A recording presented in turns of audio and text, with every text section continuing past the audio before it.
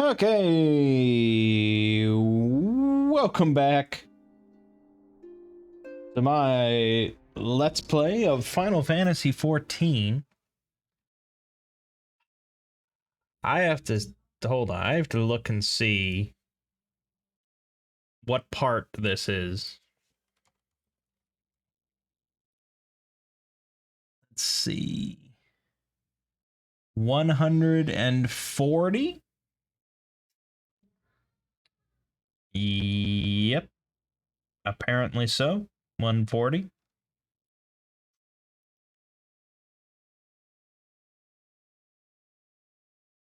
That's good.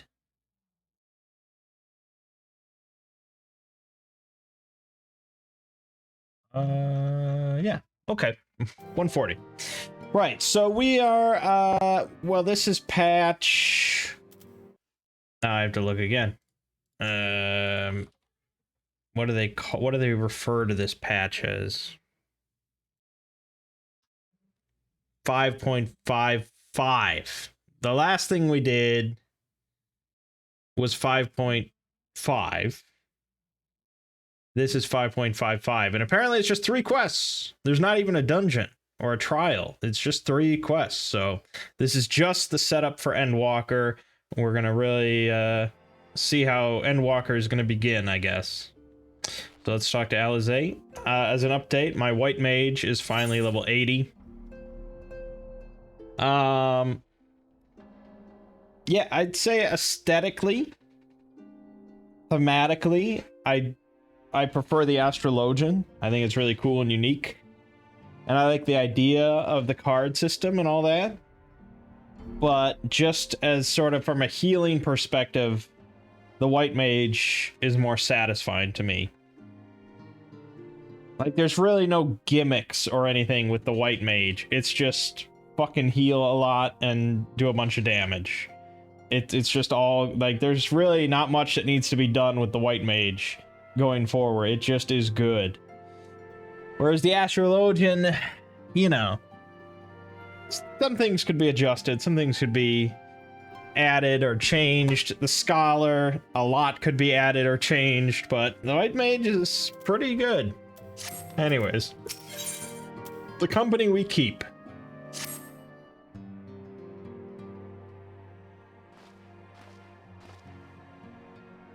Ah, Mangg, you're looking well. I take it you managed to squeeze in some rest. If you came hoping for tidings from Kryl, I'm afraid we're still waiting, but we do have some odd scraps of news to share.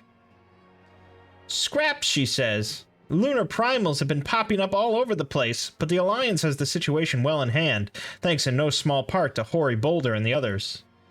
Meanwhile, talks with the Beast Tribes are going even better than expected. Encouraged by Ul'dah's progress with the Amalja, GRIDANIA has opened negotiations with the XIV, believe it or not.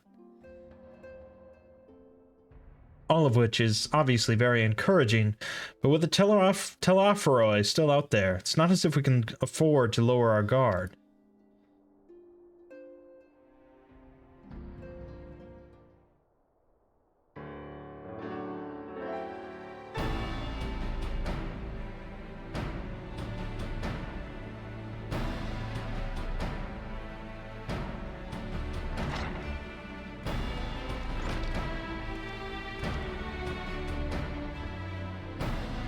Begging your pardon, but I come bearing an invitation from the Alliance. A council meeting is due to be held in Alamigo, and your attendance is humbly requested. Ah, we were just talking about the Alliance. May I ask what's on the agenda? I believe the intention is to share news of recent developments and discuss what measures might be taken to combat the Telophoroi, in concert with our new allies. The Beast Tribes have also been invited. It is hoped that they will join us in the fight against our common foe. So, the Alliance would bring all the Beast Tribes into the fold at a single stroke. An ambitious plan, given the delicacy of the negotiations, but mayhap an expedient one, considering the threat we face.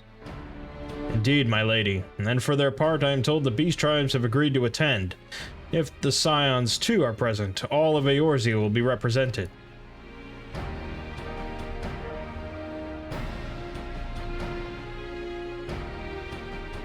To arrange such a meeting must have been quite an undertaking, not only diplomatically, but practically. Pray inform the Alliance that we would be honored to participate. We shall make for Alamigo without delay. Then I will bear your answer thither with all haste. We look forward to receiving you at the Royal Palace.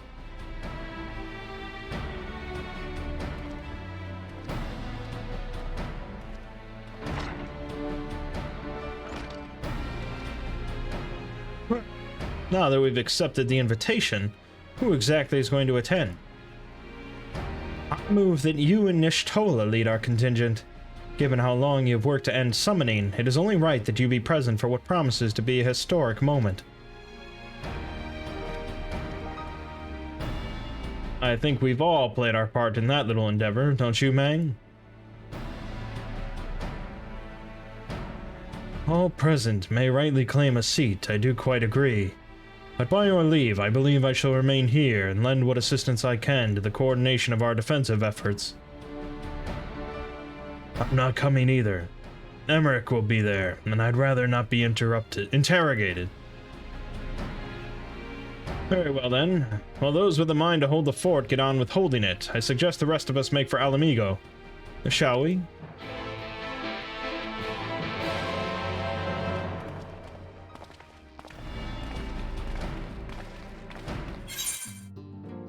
Tower's little goodbye wave. Nope, not going there. We're going here.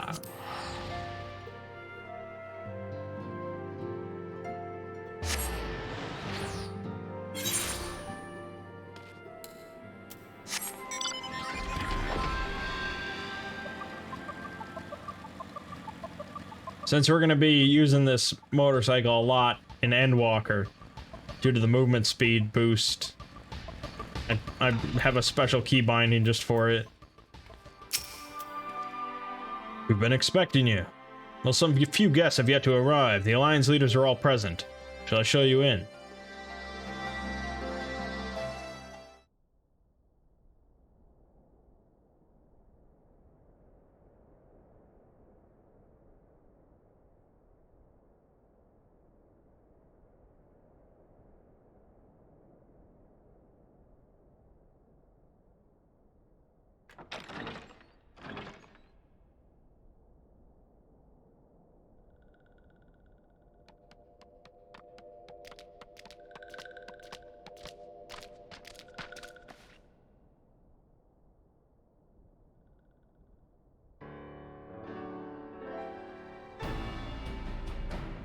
Esteemed guests, you honor us with your presence.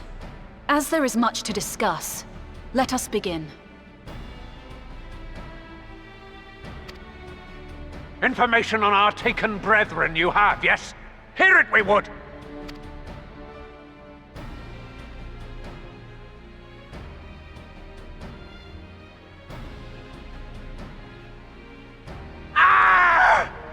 Beyond forgiveness these featherless ones are!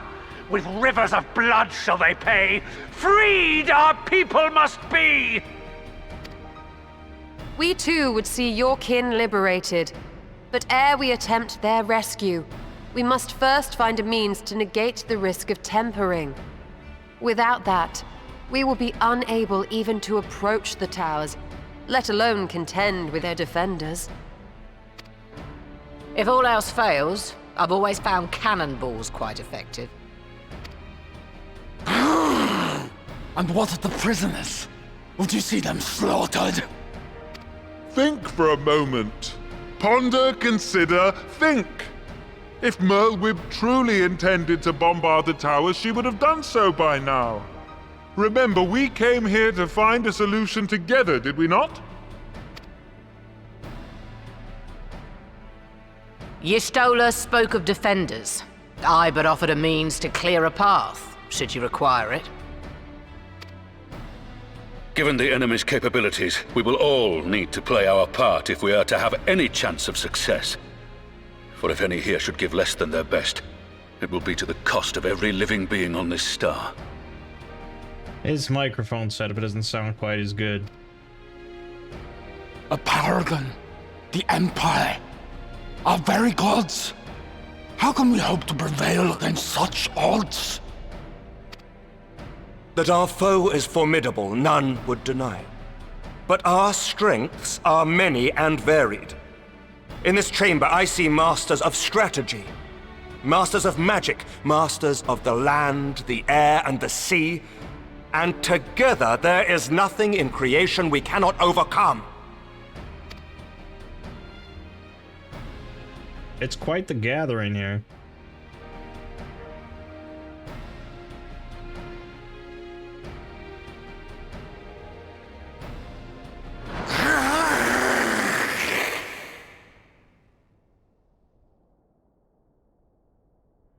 I beg your pardon?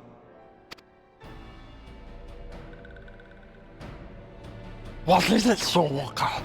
Do not express your passion thus. A little tricky without gills, perhaps?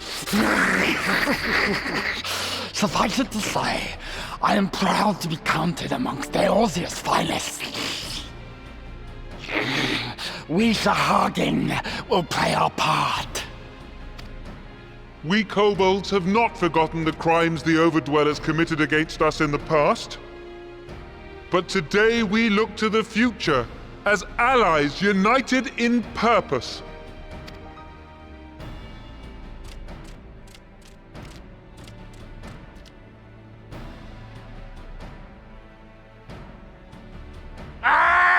Make mock of the Ixal the Paragon does! Turns kin into puppets! Pits brother against brother!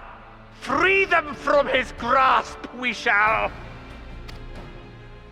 As Patriarch Zadar will attest, the Scions have granted us a means to free your brethren from their thraldom. This boon we will gladly share, that your people might never be enslaved again.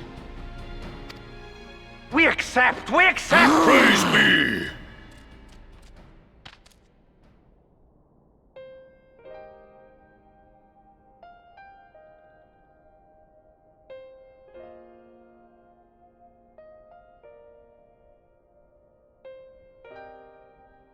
It's taken a while, but I do believe we might be one step closer to a world without primals.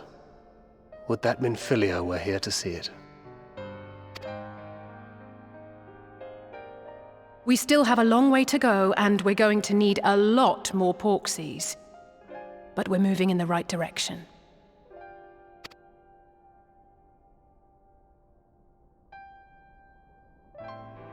If I may have your attention, there is one other point I would like to raise. As we can all agree, freeing those held captive must take precedence over every other concern.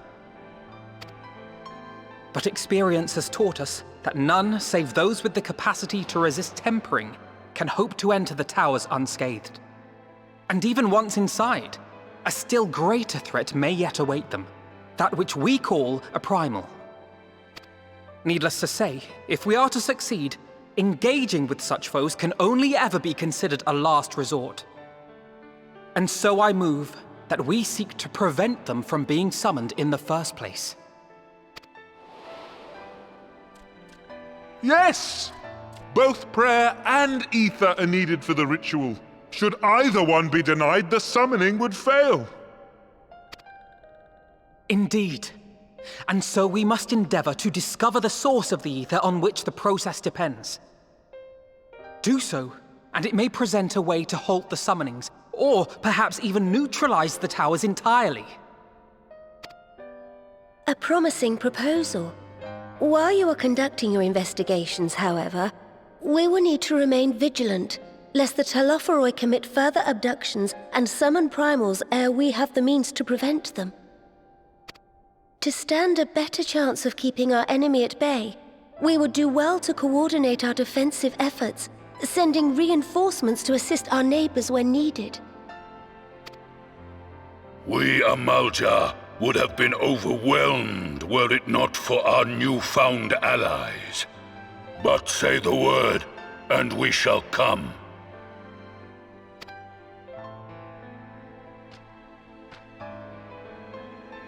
I see we are all in accord. But what are we to call this proud fellowship of ours? I submit that the honor of naming it should go to the Scion whose brave efforts have done so much to unite Eorzea. What say you, my friend? The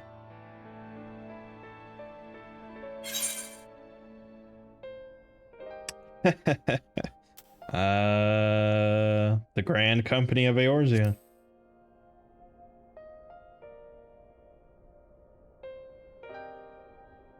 But that's the name I... A fine choice, for there is none here who does not love Eorzea.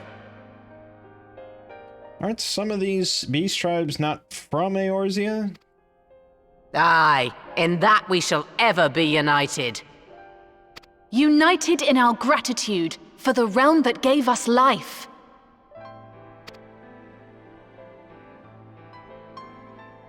Then let it be recorded that on this day, the Grand Company of Eorzea was born.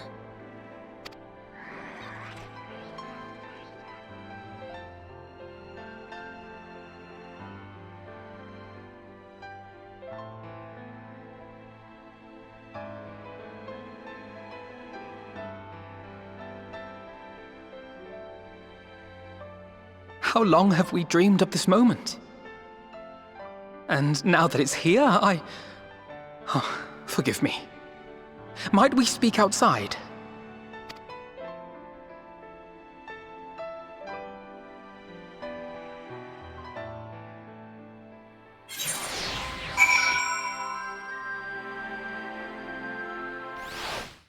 I'm not an idiot, right? Eorzea is the name of the continent, not the planet.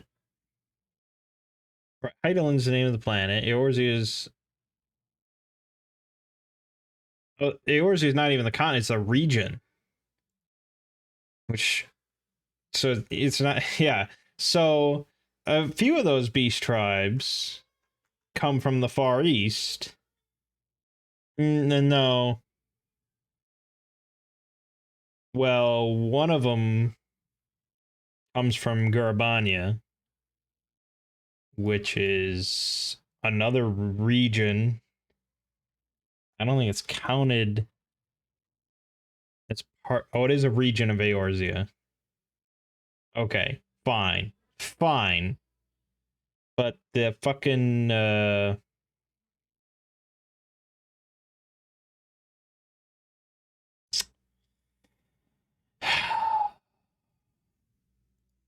are those little... Hold on, I gotta look all the beast tribes here. The Ananta come from GRIDANIA. The Kojin. Was that what that was? That wasn't a Kojin.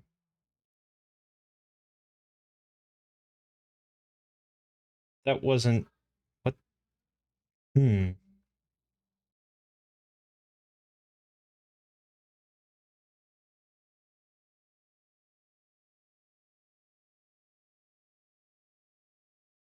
That must have been a Kojin, right? Anyway, it's a moot point, I guess.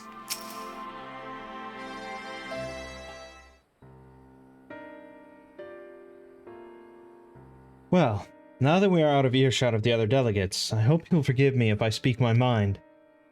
Let me begin by saying that I have dreamed of this day since the moment I first set foot upon these shores, and that I was as heartened as anyone to see the peoples of Eorzea pledge their solidarity.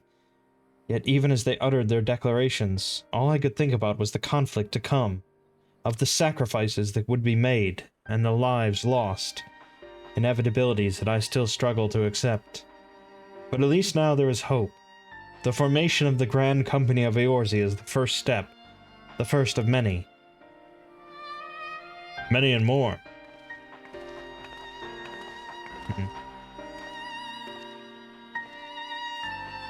Elder Seeds here. How might we be of service? I seek Master Alphino's assistance in a matter involving Gridania's neighbors, the Sylphs. I that you and yours have long kept a weather eye upon the crystal trade, the better to predict the coming of primals, and so you'll be familiar with the Sylphs of the Ash-Crown Consortium. Through their dealings, they have cultivated relations not only with the city-states, but many other communities besides. Communities such as the Beast Tribes. Just so, It is our hope that we may make use of the Sylph's established lines of communication to coordinate the efforts of our new fellowship. Yet there remain certain practical differences between a trade consortium and a grand company. If the Sylphs are to perform their task effectively, they will require the counsel of one versed in the operational aspects of an armed force. An armed force founded with the selfsame goal in mind, no less.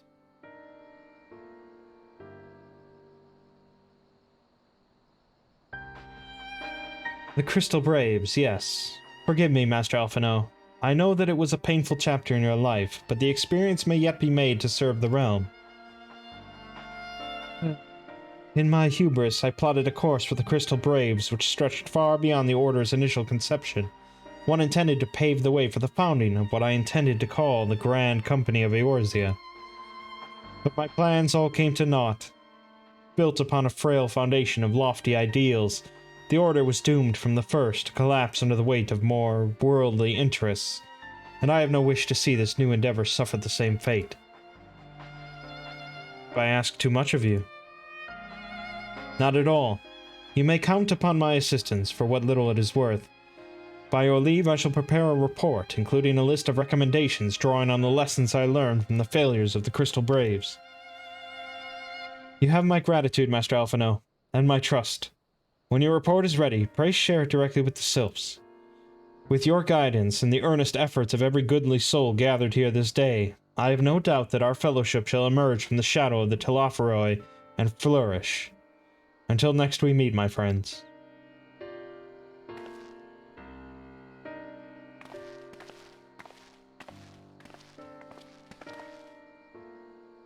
Before committing anything to writing, there are a number of people whose thoughts I should like to hear. Former Braves, you understand. Might you join me in seeking them out? As if you have to ask.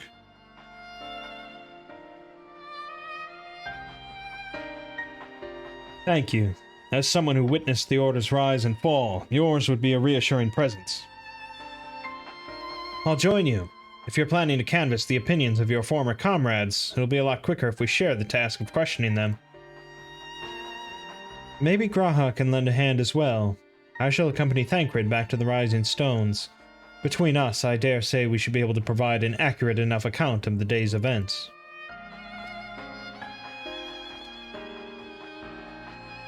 We should be glad of your company, Graha. I shall explain the details on the way.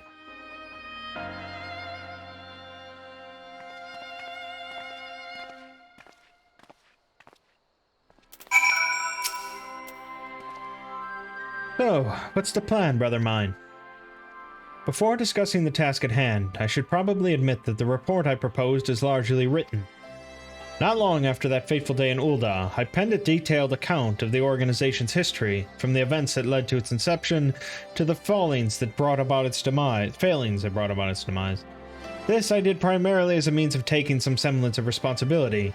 Never did I imagine that it might later be referred to by those seeking to form a similar organization. And while I made every attempt to be objective, the account was mine alone, its events viewed from my singular perspective. For it to be of use, however, it must be broadened to encompass the viewpoints of all involved.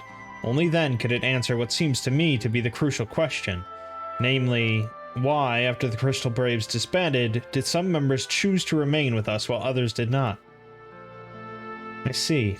You think the answer will tell us something about the nature of the ties that bind our new Grand Company together, and that this knowledge might help us prevent it from falling apart when those bonds are inevitably tested.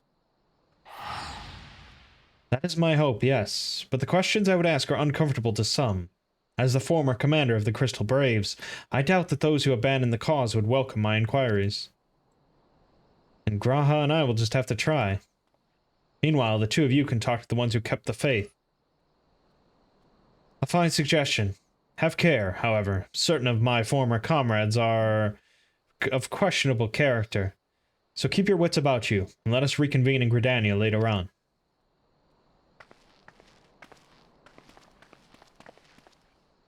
If you have no objections, I have a mind to begin by speaking with Riol and Aliane.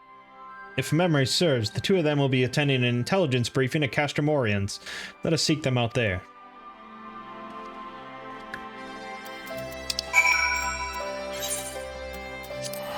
Luckily, we can just teleport straight there.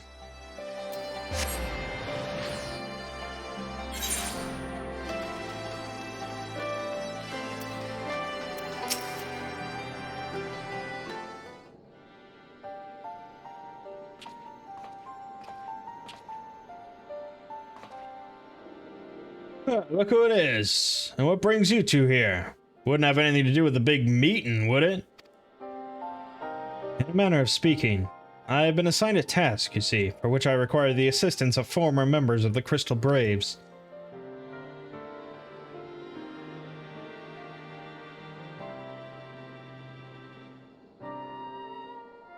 So you want to know why we decided to stick with the Scions, eh? Ain't an easy thing to put into words, eh?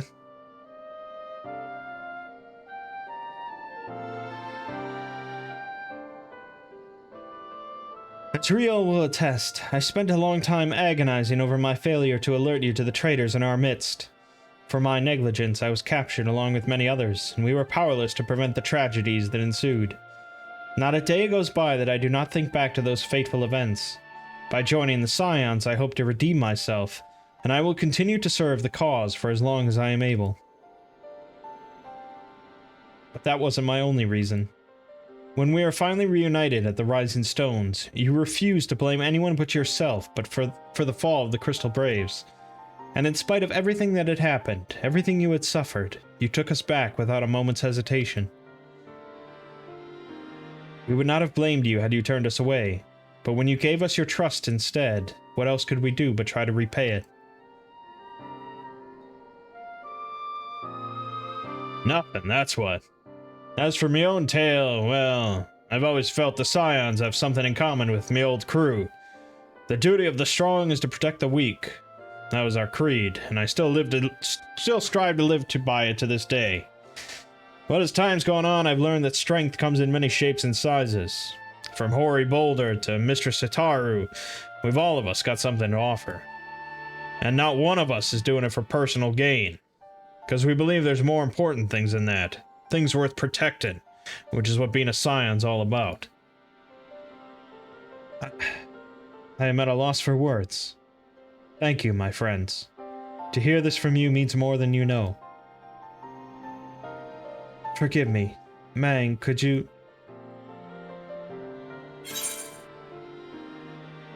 Why do you think the Crystal Braves ended in failure?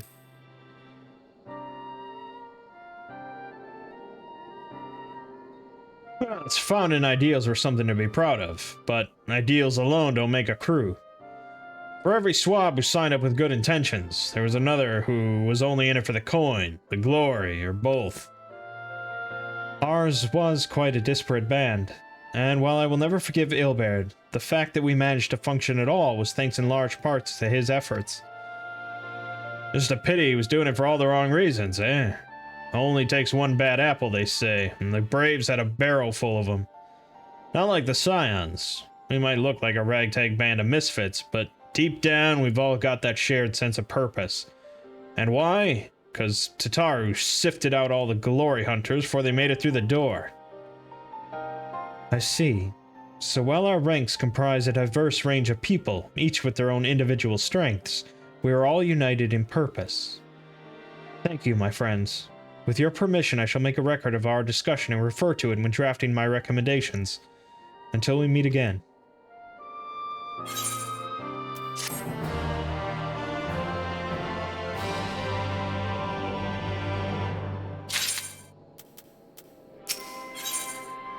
On official business. Well, I think we have taken up enough of our colleagues' time, and I am conscious that less life-affirming testimonies await. Let us make our way to Gridania and hear what the others have learned.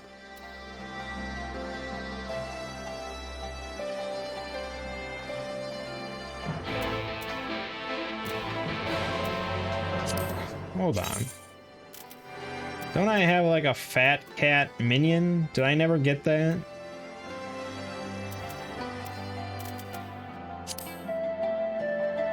It's possible I never got the little fat cat minion, which is kind of crazy.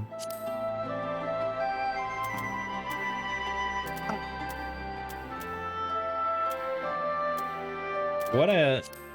What a glaring... I don't know why I just thought of this now. I was looking at Wind Up X Death, who is cool, but I know there's a little minion fat cat. I have the baby behemoth. I have a buffalo calf.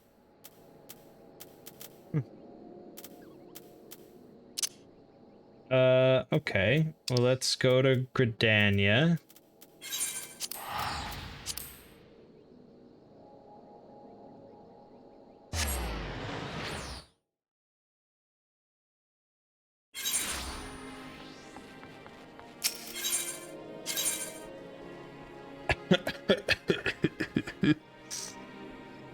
I don't remember which one I want to go to.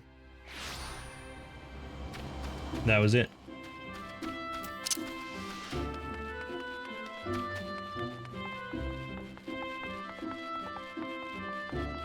Let me just see. There it is. Fat cat. That's what I want. Fat cat. Boom. Fat cat. 450,000. Done. And now we shall have it. We shall rejoice. I mean, how can I walk around without the fat cat? It's crazy, right? It's crazy shit.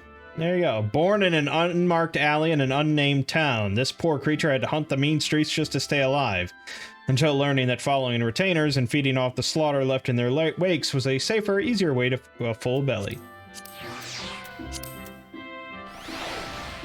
There you go. Fat cat. Yeah, look at him.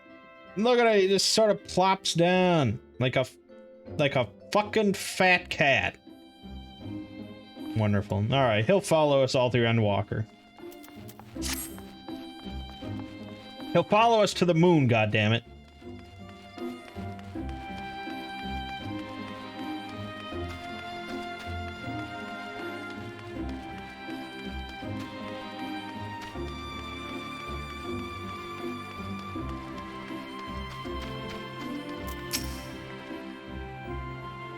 Thanks to Tataru's ever-dependable intelligence, we managed to track down a handful of former Braves without any great difficulty. Some were forthright, others less so, but we heard enough to form a picture. I must warn you, Alphino, some of their comments were harsh. I can well imagine, but their opinions are no less vital to my report. I seek the unvarnished truth.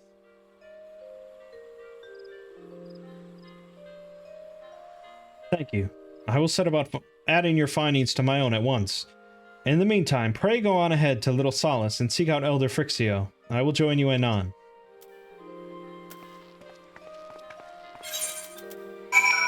Alright.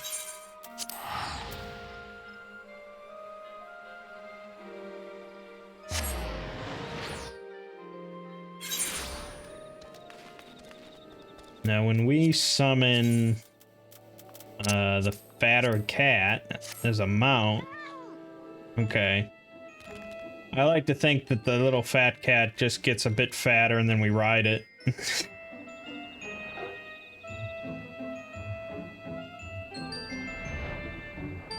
just wonderful. Just wonderful. You don't get that in World of Warcraft. Great.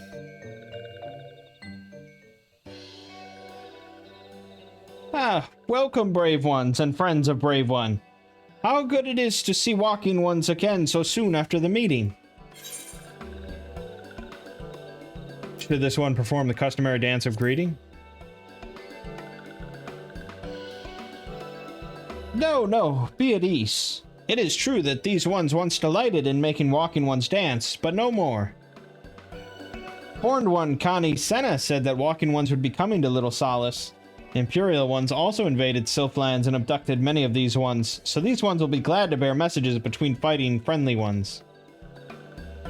That is heartening to hear, Elder. It will require all ones to work in unison to stop the Telophoroi. These ones will try very hard, of course, but in matters of war, these ones have little experience. Any advice walking ones can provide would be most welcome. Oh. Another pretty silver-haired one, and in quite a hurry, it seems. Alize, you must come quickly. What was the matter, Alphino? Don't tell me. You couldn't read my handwriting. What? No. A Twin Adder officer accosted me as I was about to set out. Sharlayan has sent an envoy, which is due to arrive in Gridania at any moment. An envoy? Could it be the Kryles managed to sway the Forum? We shall know soon enough, but there is more. The envoy has requested that the two of us attend the audience with the elder seats here. Really? I can see why they might want Scions to be present, but us specifically? Wait, it isn't who I think it is. It is. I could scarce believe it myself, but when I inquired as to the envoy's identity, I was told that it was one Fortional Leveleur. Your father? Well now, the fact that a serving member of the Forum had journeyed here would be surprise enough, but him? Quite. I glean from this that they are taking the matter seriously. Maybe, but why him and not one of the other 98 Forum members? Unless he volunteered for it. It has been some time since you last saw your father, has it not? Could it be that he is concerned for your well-being? Perhaps, but he has always been reluctant to discuss his work with us. Indeed, and whenever we write to our parents, it is invariably our mother who replies. Nevertheless, I welcome the opportunity to meet with him after so long, even if it is secondary to his true purpose here. Elder Frixio, loath though I am to cut our visit short, we must return to Gridania. Pray accept my apologies, along with my report.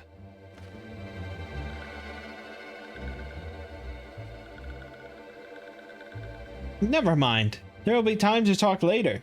This one won't keep walking once for more urgent matters. Go! The audience will be held at the Lotus Stand, where the Elder Seatsier awaits even now. Let us be on our way.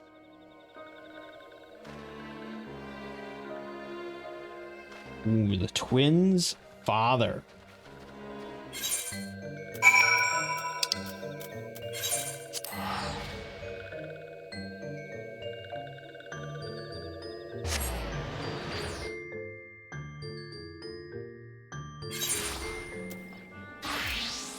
I imagine he's just going to be another sort of scholarly looking figure. But it'd be better if he was some sort of like muscle wizard.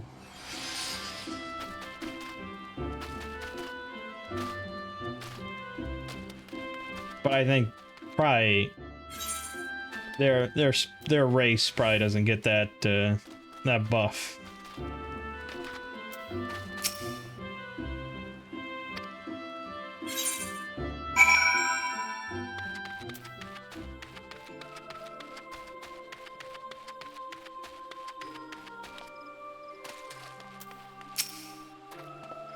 My friends, I thank you all for coming so swiftly. Word of Master Forchanal's visit took us quite by surprise. When the Alliance granted Mistress Kryle permission to request Sharlayan's aid, we did not anticipate so prompt a reply, much less that it would be delivered by a member of the Forum. What the nature of that reply may be, we shall soon discover.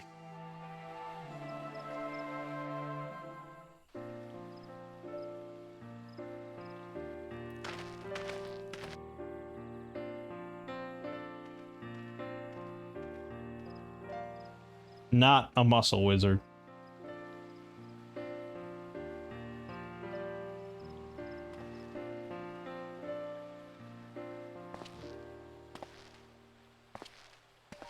Elder Seatsier, I thank you for granting me this audience. Ah. I am Forchano Leveilleur, here in my capacity as representative of the Forum. It is I who should thank you, Master Forchano, for journeying so far and so swiftly. Would that our first meeting could have been under happier circumstances.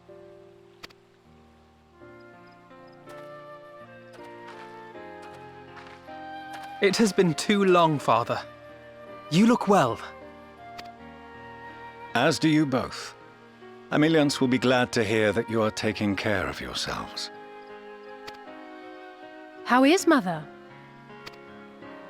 She misses you terribly, of course, but is otherwise a picture of health.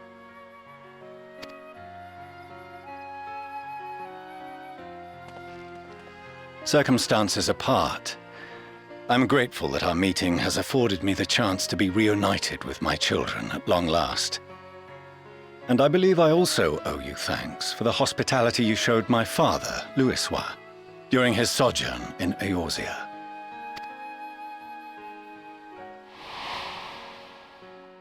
All thanks we owe to him.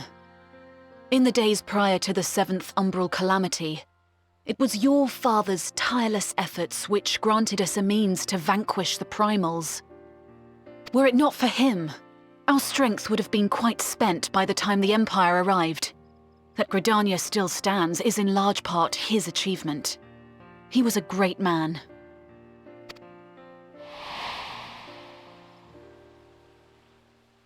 He would doubtless have been moved to hear you say so. I must confess, however, that I opposed his decision to intervene. And my position remains unchanged.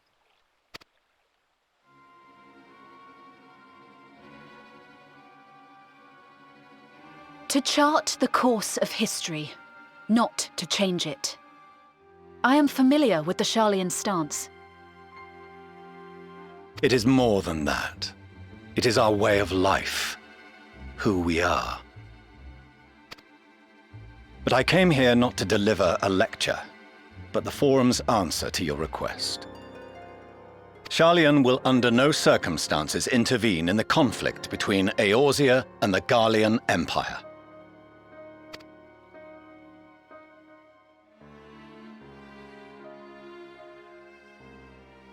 May I ask for what reason the Forum has come to this decision?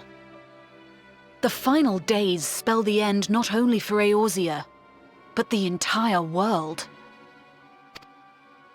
The final days? Pray spare me your hyperbole.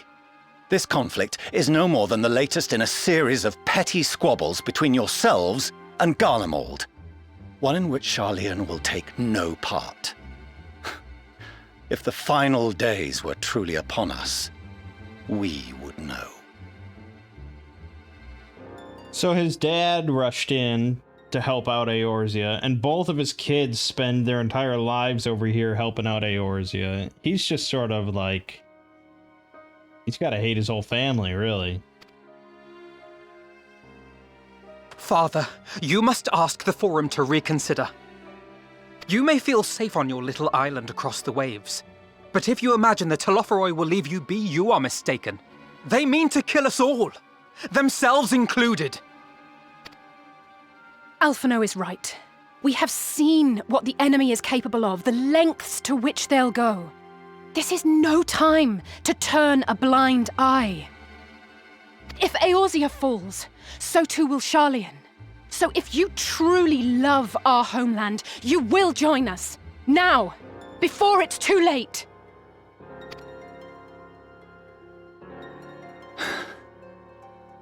I thought you knew better than to raise your voice to your elders. It seems I was wrong. Wrong to ever let you leave, Sharlayan. I consoled myself that your time abroad would instill in you some hint of restraint, of discipline. But I see now that Eorzea has made fools of you both. Have you forgotten why it was that I so vehemently opposed your grandfather's departure? For all his wisdom, his only solution was to go to war. Death, devastation, ruin. Even those who claim victory are scarred for life. What prize could ever justify such sacrifice? It is the duty of the learned to avert such tragedy. By fanning the flames of war, you forsake all you once held dear. So it's the Sharlayan position to just sort of bend over and let any any other kingdom that's out there just, you know, just fuck our shit up. It's all good. We don't, you know, we love peace.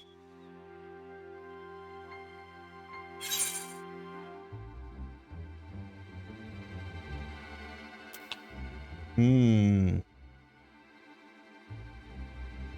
ignore the plight of those one might conceivably save is not wisdom, it is indolence.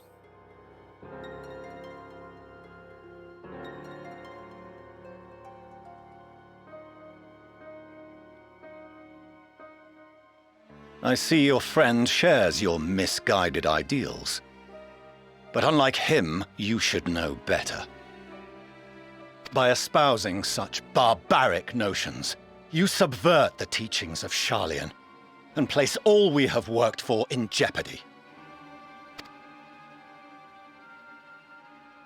Alphino, Alizé, as of this moment, you shall no longer bear the name of Leveilleur. Oh, shit. This dude's a real dick. Father. How you choose to live your lives is no longer my concern. If you wish to walk the path of ruin, I will not stand in your way. Master Fourcheneau, while Sharlayan may have no intention of intervening in this conflict, we can still part as friends. Will you not stay and speak with us, that we might learn of Sharlayan's hopes for the morrow? I have said what I came here to say. Any further discussion would be meaningless.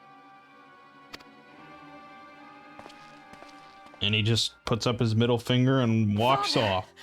Wait! Don't bother, Alizé! How can you stand there and watch him walk away? How can you let this happen?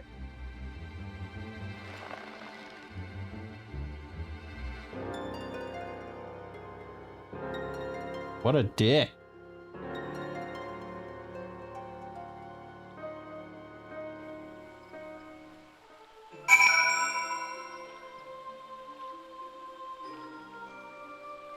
Like, it's one thing to be like, well, we're just scholars. We're just sitting here on the side to document the passage of history and all that. You know, we do not get involved in it. Like, that's one thing, which is stupid in this case, but okay. But to actually, like, dump on everyone that's like, you're fanning the flames of war.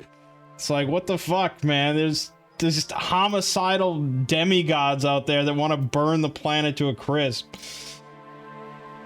Insane.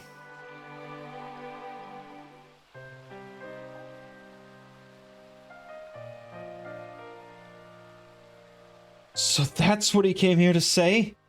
That we're all fools for having the temerity to defend ourselves against the Telophoroi? And as for the rest... Good or not, this was the Forum's decision. To watch from afar while Eorzea burns. Father was but the messenger, and as he handed down their judgment, I could think of nothing to say that could possibly sway him. I still can't.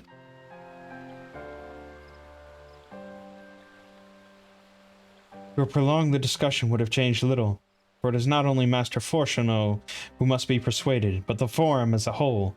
Their decision was made ere your father crossed the sea. Nor is it like to be changed, and so we shall face the Telophoroi without their aid. Forgive me, but if they had no intention of helping us, then why would they go to the trouble of sending an envoy in the first place? Why did they not simply keep their counsel as they are wont to do?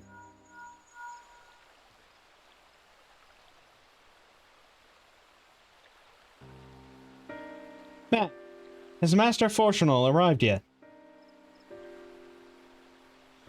Then it is as I feared. My efforts were in vain.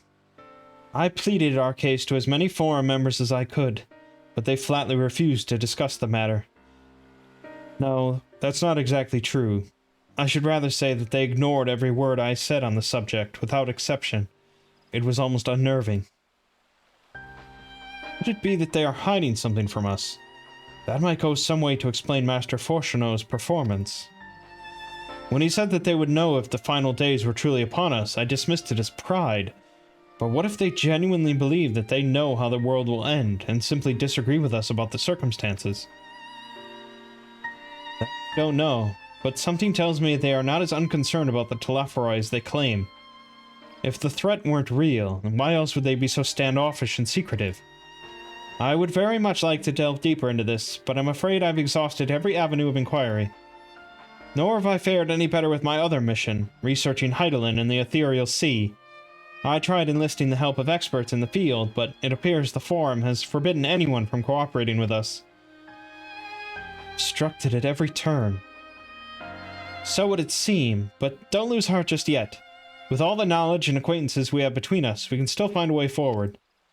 To that end, I would like you all to join me here, when the time is right, of course. I am aware that matters in Eorzea stand on a knife edge, but with your permission, I can at least start making the necessary arrangements. Please do. Excellent.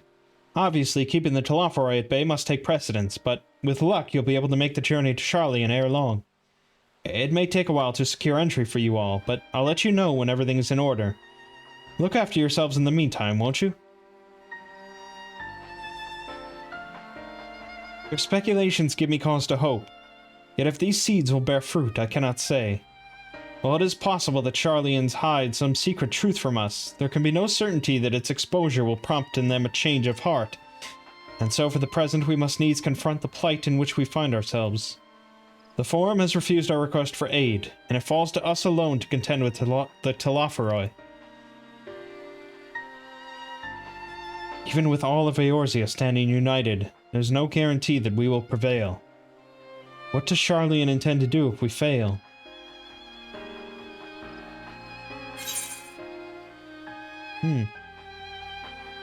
Alright, we got Zephyr, an irresistibly soft and airy confectionery made from whipped twilight apple puree.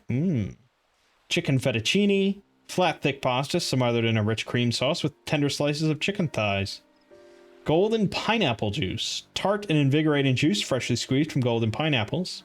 Or a lemon muffin, sweet and zesty muffin made by mixing lemonette, rind, and juice into the dough. I'm feeling this Zephyr.